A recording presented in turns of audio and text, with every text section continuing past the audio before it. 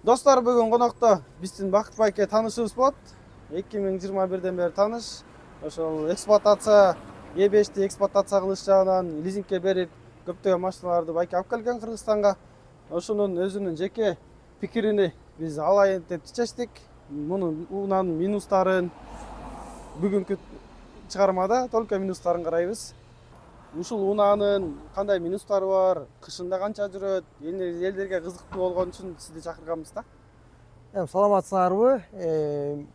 Бул унаалардын эң негизги эле кемчилиги, ошо минусу бул Кытайдагы такси кызматында иштегендиги болуп жатат да. Такси кызматында иштегендиги үчүн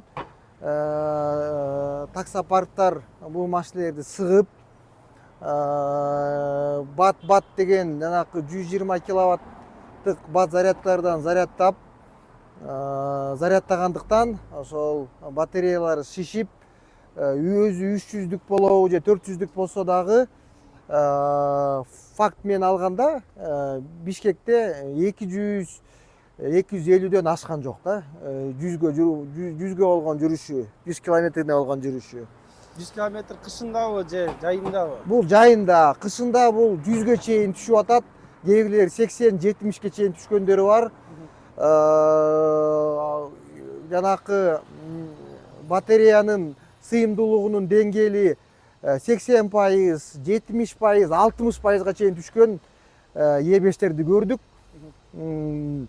Негизи өзү башында жакшы машина болуп чыккан, жакшы эле машина деген ойдон, бирок ошондой болсо дагы ошо такси кызматында аябай катуу иштетилип, сыгып иштеп, аябай тиги ошол бат зарядканын айынан ошо сыйымдуулугу түшкөндүктөн жанакындай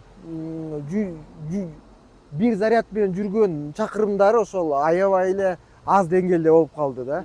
Батареялары шишип, анан өзгөчө 2018-2019 жылкы унаалардын өзүнүн батареясынын өзү химиясы бул никель, кобальт, марганец, жанакы 3 илтик батарея деп коюшат. Ошол 3 илтик батареянын өзүнүкү завод боюнча 1,5 миң циклга ылайык чыгарылган. Ошол 1,5 миң циклды Кытайдан ресурстары желип кетип эле, бияктан деген аябай аз болуп калып атат. Батарея шишигендиктен, аябай эскиргендиктен ошол жүрүшү аз болуп калды да. Кээ бир E5тер 150 километр эле жүрөт. Бул же жанакы кошумча жаңы ячейкаларды кошуш керек. Ошол эле убакта же батареяларын толук алмаштырыш керек. Ошол кемчиликтери болуп атат да. Машина өзү кенен болгону менен, ичиндеги булгарысы бышык болгону менен ошол батарея жагынындагы кемчилиги эң негизги минус деп эсептейм да. Кышында ошол 100 километр жүрөт дейсиз, 100 километрге деле жетпей калат дейт. Ошону көбөйткөндүн бир жолу барбы? Эми көп кишилер, ошо көп таксиде айдап жүргөн жигиттер жанакы автономдуу жылытуу системаларын коюп жатат. Булар деген эгер 100 киловаттык инвертору болгон E5терге оруну бар, оруну көп, 5-6 киловаттык жылытуу системаларын коюп, анан дизель менен иштеген ошол жылытуу системалары жардам берет деген ойдомун да. Жардам берет. Бирок болбой эле, эгер унаа деген кышында суукта турса, жылуу жерде турбаса, батареяны заряд алыш үчүн батареяда жылышы керек. Анан жанагындай ячейкалар өлгөн болгон болсо, менин оюмча тиги ашпашы да мүмкүн да 100дөнчү. Мисалы бирок кичине жардам берет да, бир 20-30% жардам берет. Жайында эми биздин кардарларга 200-250 жүргөн машиналар көп келип атат да. Ооба. Ошолор жүргөнү 250 жайында жүрсө, кышында деле жүрө алабы? Жок, кышында жүрө албайт. Кышында эмес, кеч күздө да жүрө албайт. Ал деген мындай 200-250 жүрүп атат. Кышында деген ошондой эле чакырымдарды жүрө алат дегенден алысмын. Кышында деген 100 километр, 80 километр жүрө алат дегенге өзүңөр даяр болушуңар керек да. Анан катуу суукта биз деген -20 дагы тест кылып көргөнбүз. Бишкектин ичинен айдап, катуу суукта ошол 200 жүрүп аткандар 80-70ке чейин түшөт.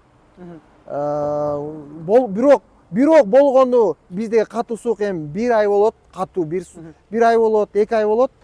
Эми максимум 2 ай болот да. Анан анын ичинен катуу суугу 1 ай эле болот да. Эми эгер баарын санаганда 1 ай же иштебешleri керек, же чыдашары керек, же ошо 80 менен жүрүшүңөр керек да. Анан ал эмес башка унаалар деле, кымбат баалуу унаалар деле алардын кышында чакырымдары түшүп жатат да. 50%га чейин. Ооба, 50%, мисалы 500дүк деген унаалардыкы 250-ге 200ге чейин түшүп атат. Жаңы BYD-лерде жанагындай Акай айтып кеткендей жогорку эффективдүү жылуулук насостору бар. Алар деле бирок -5ке чейин жардам берет экен. -10, -15 алар деле жардам бербей калат экен. Алар деле ошол жардам бербей калгандыктан алар деле түшүп атат. Анан эми бирок анын практикасында бир-эки водитель айтып калды, 200 км жүрүп атабыз дейт. Ошо 200 жүрүп атат, Юань ап деле ошондой жүрүп атат. Юань плюс деле мен азыр Юань плюс айдайм, ал деле бир 200-250 жүрөт кышында. Эми ага караганда булар деген эми арзаныраак унаа болуп атпайбы? Баасы азыр бир топ арзандады. Биз жаңы алганда 12 миң, 13 миңден алганбыз, азыр 7 миңге түштү. Кемчиликтери ошол, чарчаган да машиналар келип атат. Чын айтканда чарчаган, кузовдору чарчаган, бүт толугу менен сырдалган. Анан тиги батареядан тышкары ошол ходовкасы дагы чарчаган машиналар келип атат. Эми түшүнсө болот, бул таксиде иштеген машиналар, ходовкасын жазатып алса болот. Бирок батареясы боюнча жанагындай көйгөйлөрдү, кышкы көйгөйлөрдү чечиш кыйын. Ошого даяр болушсуздар керек. Эң негизги минусу ошол да. Запас кодасы түшөт. Бышыктыгы жагы кандай? Батареядан сырткаркы, ходовкасы эмне минустары бар мындан? Эми эң жакшы E5 менин оюмча бул 2017-жылкы 300дүк E5. Ак салон болобу, кара салон болобу, ак салондор көбү таксиде иштебептир. 2000 анын батареясы темир фосфат батарея болот. Темир фосфат батарея болгондон кийин анын көп жазалбайт. Мисалы 3-4 жылдан бери эчтекесин жасаган жокпуз ошол 2017-жылкылардын. 2018-жылы эчтеке жасалбады дегенде бул батареяга тиешелүү? Жок, батареяга тиешелүү. Батареяга тиешелүүдөн эчтеке жасалган жок. 2017-лердики. Эми ходовкасы жазалып атты. Анткени айдаганга жараша канчалык көп таксиде иштелип аткандан кийин ходовкасы чарчап атты, анын астын жасап аттык.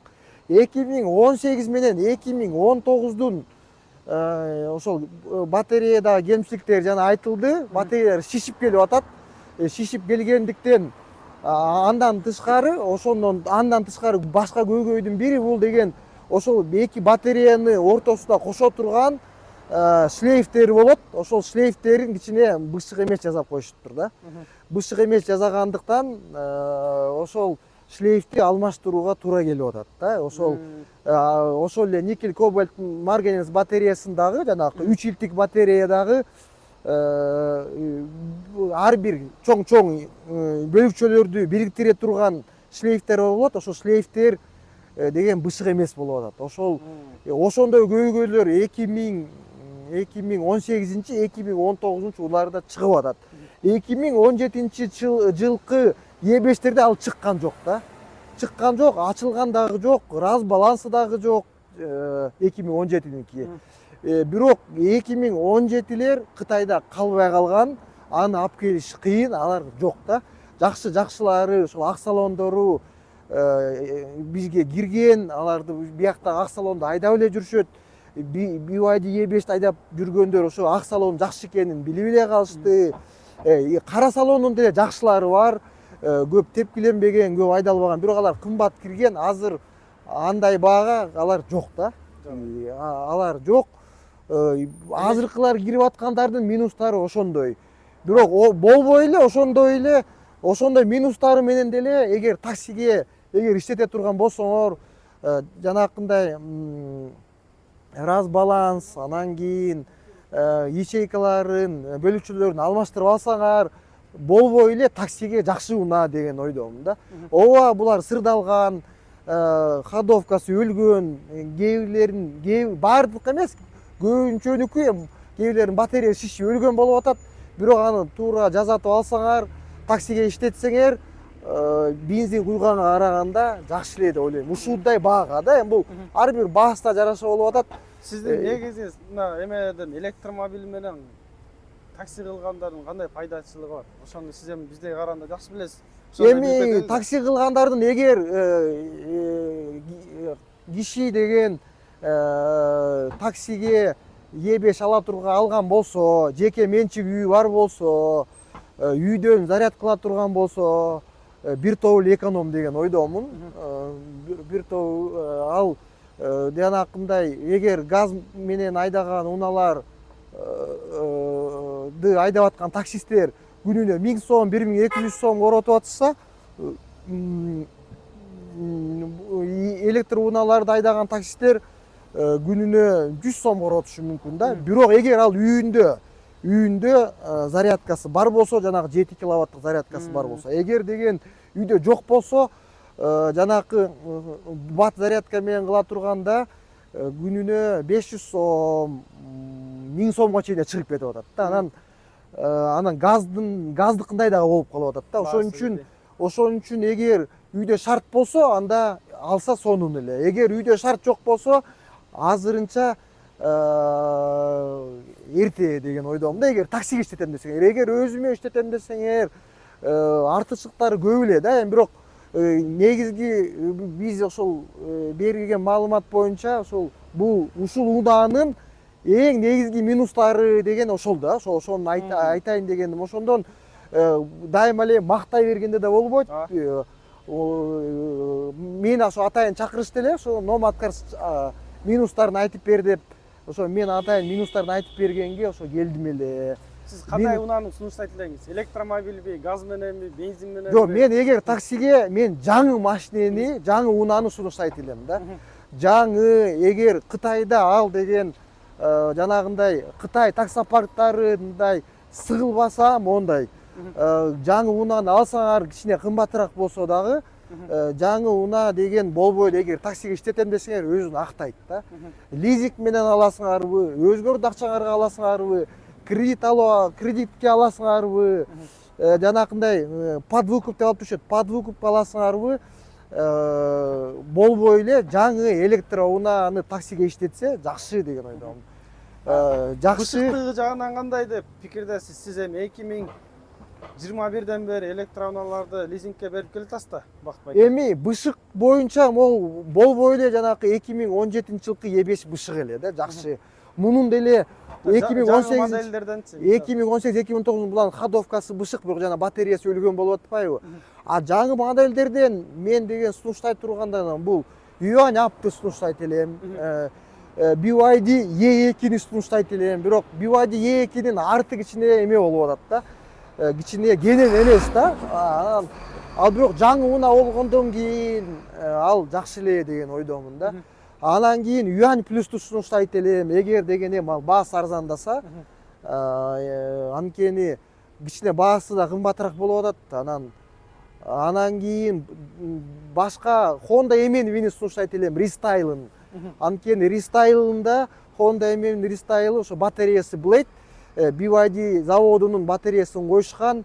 Анан кийин бышык деп ойлойм да. Анан Weltmeisterди сунуштайын десем, Weltmeister деле ошол эме болуп атат да. Таксопарктардан келип аткан, таксиде сыгылган машиналар болуп атат да. Аякта деген жакшы да вариант чыгып калышы мүмкүн, таксиде болбогон. Анан жаман да вариант болуп калышы мүмкүн. Анын деле ошол эле Weltmeisterдин батареясы никель, кобальт, марганец болгондуктан ал деле жанакы 1,5 миң циклга ылайык болгон батарея, а 1,5 миң цикл болгон батареянын бышыктыгы берки ошол эле BYD'нин Blade батареясына караганда азыраак да ресурсу. Анткени Blade'дин ресурстары 3000 заряд циклга 1 000 000 километрге ылайык болсо, алардык азыраак. Анан жанагындай ал таксопарктар жанагындай бат зарядка менен батареяларын шишитип велтмейстердикин да шишитип салышат. Велтмейстер кенен бийик унаа болгону менен ошол батареясы сыгылган өлгөн батареялар болот. Баарынык эмес, бирок көбүнчөсүнүкү ошондой да. Анан болбой эле ошол жаңы унаа деген эми жаңы унаа экен, өзгөчө электр унааларга актуалдуу экен. Жаңы унаа канча убакытта жаңы унааны өзүн актаса болот? Эми бизде деген мына E5ти 2017-жылкы E5ти алган кардарларыбыз болду. Ошолор деген 1000 жок, 1000 эмес, 180 миң километр жүрүп коюшту. 1 жыл 9 ай, 1 жыл 10 айда.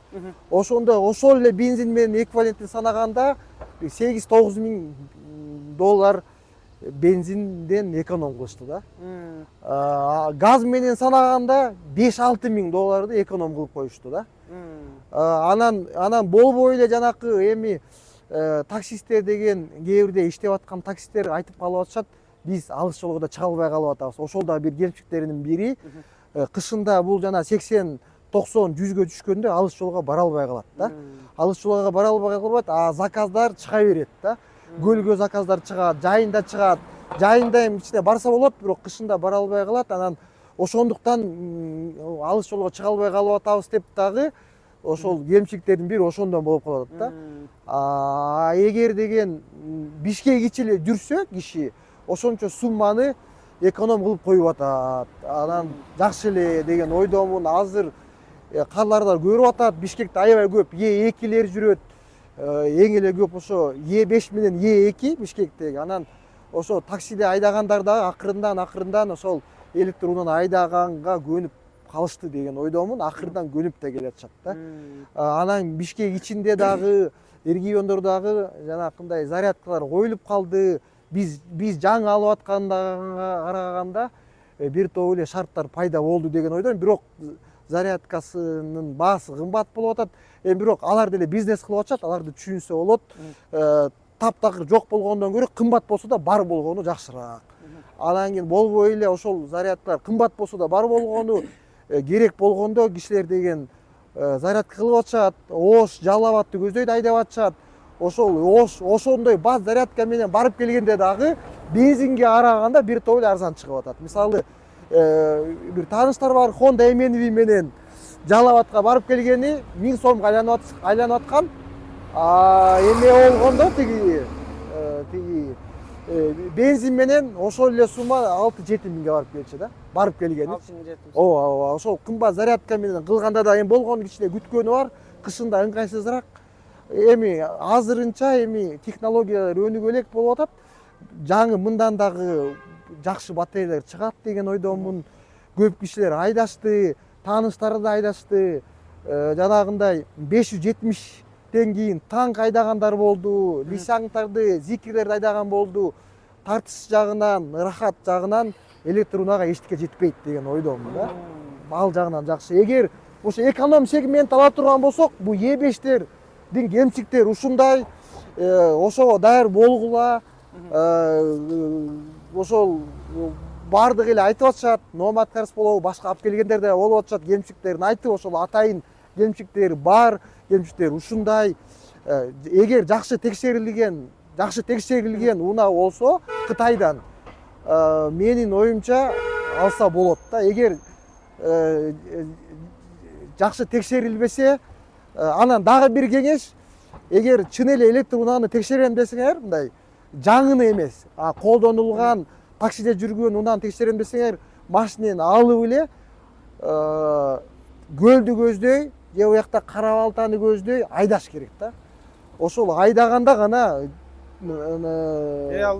реалдуу жана канчага жетерин текшерсе болот да. Анан сыйымдуулугун жана зарядканы коюп, канча киловатт киргени менен текшерип атат.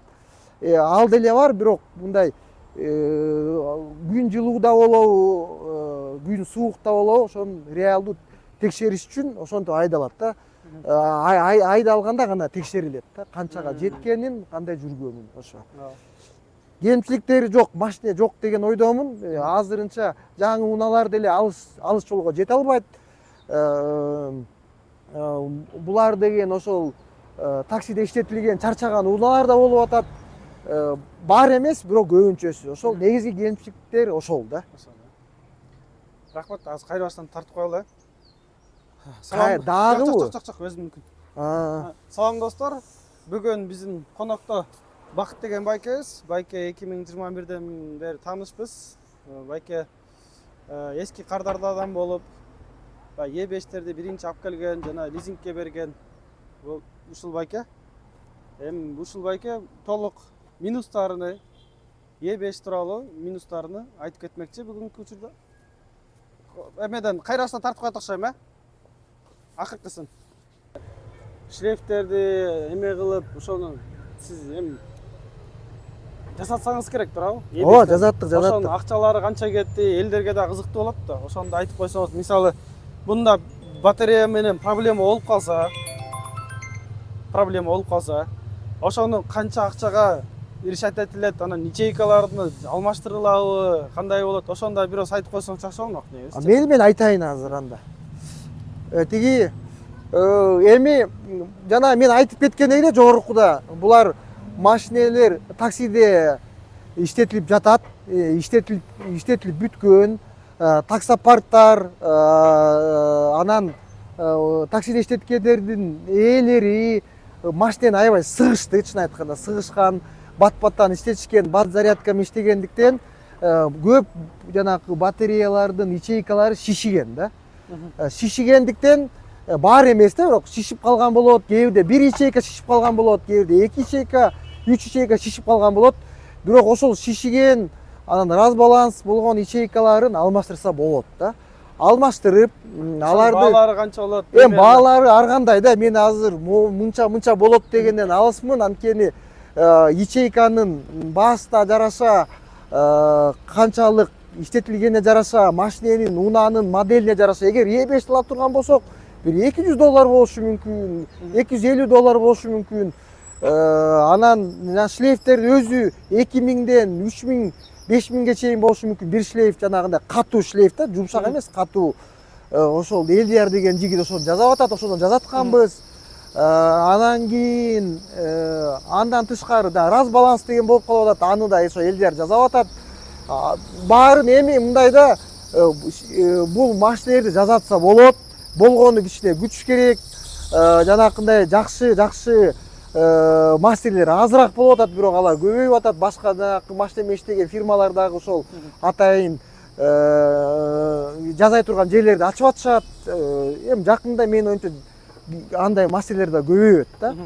Ошол жанагы запчастьтар келет. Жакшы жери BYD-nin запчасти аябай көп да. Эми Кытайда эң эле көп, менин оюмча, кытайлар өздөрү алган бул BYD-nin көп алышат. Анын запчастьтары да көп да. Анан кийин ошол ячейкаларын бир $500-600 жанагынды жасап, ачканы менен жасатып алса болот деген ойдомун да. $500-600 $500-600 эми 1000ге чейин барашы да мүмкүн, машиненин чарчаганына жараша да. Анан ошону болгону кичине күтүш керек. Батарейка бардыгы, ячейкалар бардыгы жараксыз болуп калышы мүмкүнбү? Эми андай дагы унаалар бар да, эми чын айтканда бир 70-80% жараксыз болуп калгандар дагы бар, такыр жүрбөй калгандар дагы бар. Андайларды да унааларды көрдүк да.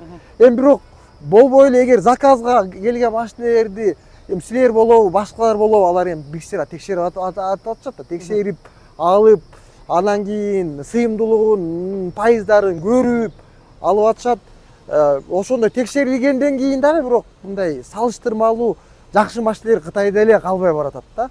Бияка келгендери дагы көп чарчаган келип атат, бирок эми башта жараша болот экен да. Жаңы машинелер 15.000 болуп атса, булар 7.000 болуп атса, менин оюмча баасына азыр туура эле болуп калды да. Жанагындай минустарын кошкондо дагы жасатып алса, киши деген өзүнүн мамилесин туура койсо, жасатып анан оңдоп алса болот деген ойдомун да. Кышындагы жанакындай 1-2 ай кичине аз жүрүп калса деле ошол негизги минусу ошол батарея шишиген болсо дагы аны каратып, жасатып оңдосо болот дегендей деген ойдомун да, ушундай да. Ошондо кышында бунун жакшысы деле 100 км жүрүп калат экен да. Эми жаңысы деле же кандай болуп калат? аябай жакшы батарея болсо кичине көбүрөөк болушу мүмкүн. 120 болушу мүмкүн. 120. Анткени 150, 120 деген бул чын эле экен да. бул мындай болуп атпайбы? Ушуну менен азыр- Булар деген эски модель болуп атат да. Ошол эле BID заводу деген эмне кылды? BID заводу деген 2022-жылдан баштап ошол эле Yuan Plus 2023 жылдан E2ге жаңы машинелерине жогорку эффективдүү жылуулук насосторун кое баштабадыбы? Ал деген жылытуу системасында жаңылык киргизди да. Бул деген жылуулук системасы хитер менен иштеп атса эски болуп атат да. Бул эски өзү эски болгондуктан, модель эски болгондуктан жылытуу системасы да эски да. Ошо жылытуу системасы эски болгондуктан ошонун негизинде бул жана эффективдүүлүгү анча эмес болуп атат да. Жаңы машинелердики алар эффективдүүлүгү кичине башкачараак. Бирок алар да ошончолук деле мына 400 юань деген 200 жүрүп атканы батареясы жаңы, жогорку эффективдүү жылуулук насосу бар. Ал дагы бирок түшүп атат да, аныкы да түшүп атат. Жаңы болсо дагы. Мунуку да түшүп атат. Бул деген ал деген негизи эле бул E5тин кемчилиги эмес, негизи эле ошо электр унаалардын кемчилиги болуп атат азырынчачы ошо. Бир эле бирок мунун дагы кемчилиги ушундай болуп атат. Көбүнчөсү бул азыр арзаныраак унаа болуп атат. Анан арзаныраак унаа болуп аткандан кийин анан кийин кичине элибизге ылайыктуу болуп атат да баасы жагынан. Анан ошол баасы жагынан ылайыктуу болуп аткандан кийин ушунун кемчилиги ушундай да. Анан аны жазатса болот, кылса болот. Бирок өтө өлбөгөн, өтө чарчабаган унаа болсо. Чын айтканда чарчагандар да кээде келип калып атат да. Бул эми заказ кылып аткандардын кемчилигиби же башкалардын кемчилиги мен билбейм. Бирок ошону текшерип жакшылап алып алса жакшы эле деген ойдомун да. Баасына жараша, баягы эле баасына жараша жанакы мындай ошондой кемчиликтери, минустары ушундай да. Достор, жаңы унаа кааласаңар, BID E2 жана BID Yuan бар. 13 000 жана 14,5 мың долларга Бишкекке келиш баасы. Бизге кайрылгыла, жазгыла. Мен кеттим машина саткан.